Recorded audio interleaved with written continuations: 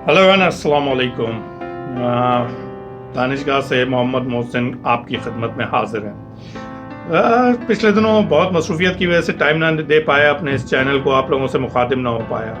आज इत्तेफाक से एक सवाने हयात पढ़ रहा था जिसमें एक बात बड़ी इंटरेस्टिंग लगी, तो सोचा इसी बहाने आप लोगों के साथ सामने हाजिर हो जाऊं और कुछ बातें कर लूं।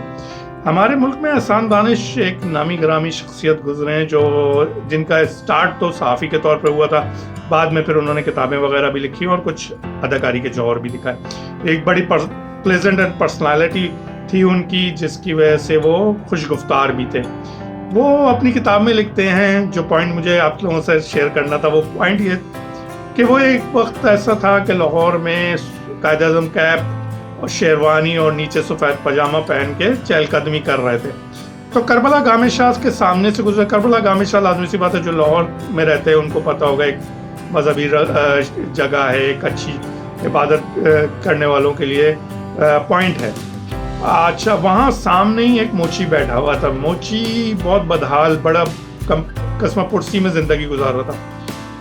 उसके सामने से ये गुजरे तो वो समझा कि कोई बहुत बड़ी पहुंची हुई शख्सियत, आलिम बुजुर्ग इस रास्ते से गुजर रहे हैं, तो उनके कदमों में जाके बैठ गया और उनके पैर पकड़ के रिक्वेस्ट करने लगा कि क़िबला मेरे लिए दुआ करें, मैं बड़े मुश्किलात का शिकार हूँ, बड़ा बदहाल हूँ। ऐसा दानिश लिखते हैं कि उनके अपने ऊपर बिजलियाँ सी गिर पड़ी कि मैं तो खुद एक मामूली सा इंसान, ये मुझे क्या आलिम समझ बैठा है। खैर, उन्होंने जान छुड़ाने की कोशिश की और उन्होंने बारहा ये जताया कि भाई मैं कुछ भी नहीं हूँ, गुनाहगार सा शख्सियत हूँ। लेकिन वो मोची किसी सूरत मानने को तैयार नहीं था। वो मुस्तकिल एक ही दरख्वास्त करता रहा कि कुछ फिर अदा कर दीजिए ताकि मेरे हाल दुरुस्त हो जाए। मुस्तकिल समझाने के बावजूद जब मोची ना समझ पाया तो उन्होंने जान छुड़ाने के लिए अस्माए हुस्ना यानी अल्लाह के कलाम में से 2 विर्द कलाम उसको विर्द करने के तौर पर अता कर दिए कि तुम ये कलाम करते रहो। आप वो ये कह के जान छुड़ा के आगे चल पड़े। वक्त गुजर गया, ये मसरूफ़ होते चले गए। एक वक्त ऐसा आया कि ये माल रोड पे अपने हकीम दोस्त की दुकान पे मतलब में बैठे हुए थे, तो उसने जिक्र कर दिया कि यार आजकल कामिशा की तरफ एक बहुत बड़ा आलिम बुजुर्ग बैठा हुआ है जिसको अल्लाह ने बहुत शफा अता की है और लोगों को उसके पास से शिफा मिलती है, तो चल चल के हम भी उससे बातचीत करते हैं, कुछ हासिल करते हैं। तो ये एहसान दानिश भी खुद शौकीन मिजाज थे पीरी फ़कीरी के, तो इन्होंने बोला क्यों ना अब चल के उनसे मुस्तफ़ीद होते। खैर, ये वहाँ पहुँचे तो वो बुजुर्ग जो थे उनको देखते ही उनके कदमों में गिर पड़े और बड़े मोहब्बत वाले अंदाज से कहा कि आपने जो मुझे अता किया था विर्द, उसके सदक़े में, उसकी बरकत से अल्लाह ने मुझे बहुत कुछ नवाजा और आज मेरे पास ऐसी शफा है कि लोग फैज़याब होते हैं यहाँ से। खैर, बात हो के वो एहसान दानिश बाहर निकले तो उनका जो दोस्त हकीम था वो उनसे कहता है, यार दानिश, तूने तो मुझे कभी नहीं बताया, हमारा तेरा इतना साथ था कि तुझे ये भी चीज़ आती है, तू पीरे कामिल है। तो वो हंसते हुए कहते हैं, नहीं यार, मैं पीरे कामिल नहीं हूँ, मैंने तो उसे जो दिया था उसने यकीन कामिल के साथ किया।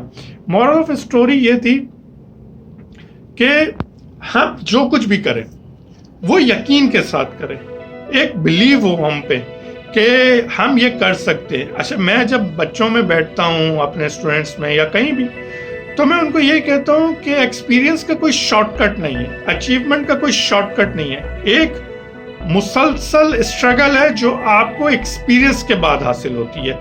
अच्छा, आजकल जो फी ज़माना है, जो यंग जनरेशन है, चले हम भी अपने आप को शामिल कर लेते हैं। हम लोग वो हैं जो रिजल्ट बहुत जल्दी चाहते हैं। यानी हमारे माशरे का आप देख लो ना कि ये चीज़ हमारी सोशल मीडिया वालों को भी पता है। उन्होंने अब शॉर्ट फिल्म्स रील्स के नाम से रिलीज़ करनी शुरू कर दी।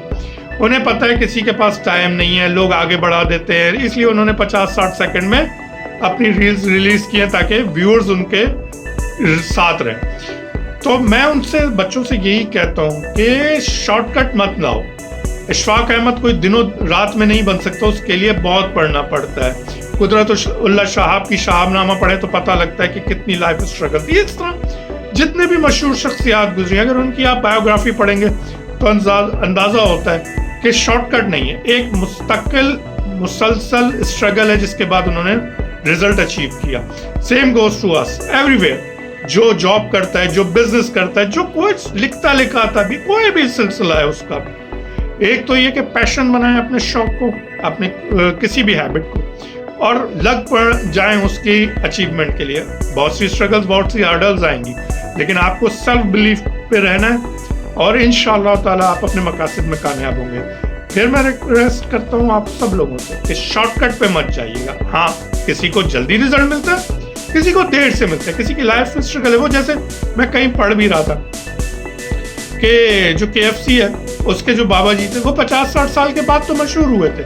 تو یہی چیز ہے، کسی کے لیے لائف میں اچیومنٹ جلدی آتی ہے، کسی کی اسٹرگل لائف فیس زیادہ ہوتا ہے. تو گھبرانا نہیں ہے، مایوس نہیں ہونا ہے. انشاءاللہ آپ اپنے پہ بلیو رکھیں گے، اپنے پہ یقین رکھیں گے تو ضرور اپنے مقاصد کو اچیو کریں گے.